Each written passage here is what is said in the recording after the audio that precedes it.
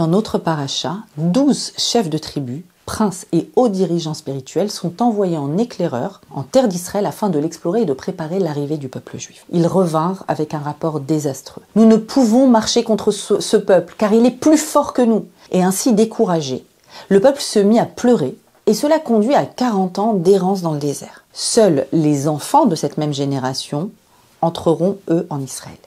Et ce rapport était une aberration et ils auraient dû le savoir. Ils avaient quitté l'Égypte, le plus grand empire du monde. Ils avaient assisté aux 10 plaies, ils avaient traversé la mer et avaient vaincu les Amalékites. Comment comprendre la faillite de ces dirigeants?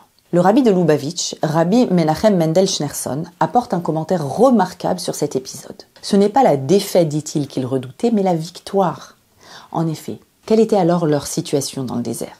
Ils vivaient en permanence à proximité de Dieu, ils buvaient l'eau d'un rocher, ils mangeaient la manne et étaient entourés de nuées protectrices. Les miracles les accompagnaient tout au long de la route.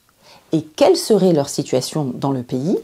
Ils devraient mener des guerres, labourer la terre, semer, récolter, créer, entretenir une armée, une économie, un système social. Ils devraient faire ce que font toutes les autres nations, vivent dans le monde de la réalité et du concret. Qu'allait alors devenir leur relation avec Dieu? Certes, ils seraient toujours présents dans la pluie qui fait pousser le blé dans le temple de Jérusalem, mais pas de façon manifeste et miraculeuse comme dans le désert. Et c'est ce que craignaient les explorateurs, non pas l'échec, mais la réussite. Et cette inquiétude est parfaitement exprimée. Dans le verset, c'est une terre qui mange ses habitants. Eretz ochelet yoshvea.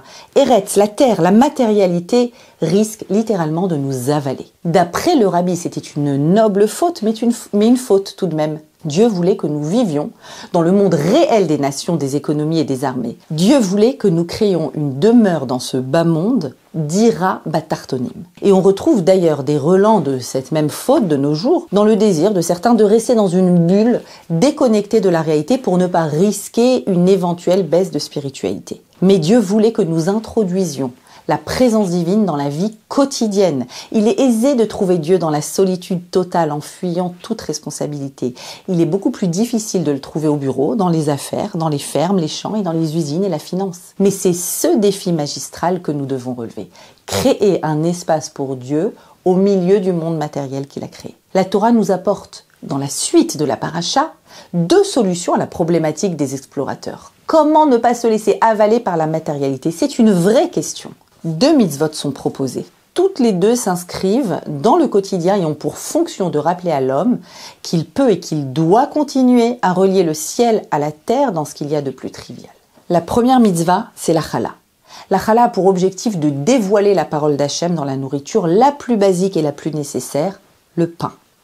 Le mot chala veut dire faire résider et c'est exactement sa fonction. Au-delà des carbohydrates présents dans le pain et qui nourrissent l'homme, il y a une volonté de Dieu permanente qui fait fonctionner le monde.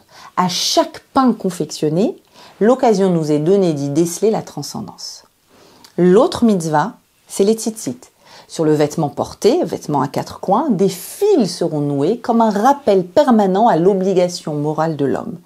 Et un fil bleu azur y sera ajouté, dont la fonction sera de rappeler le bleu de la mer, qui rappellera le bleu du ciel, et qui rappellera la nécessaire hauteur de l'homme, dont les pieds sont pourtant bien ancrés sur terre. Le pain tressé donc et les fils tissés représentent ce lien qui connecte le ciel à la terre et qui permet de déceler Dieu. Où ça? Eh bien là où on le laisse entrer, comme disait le rabbi de Kotsk.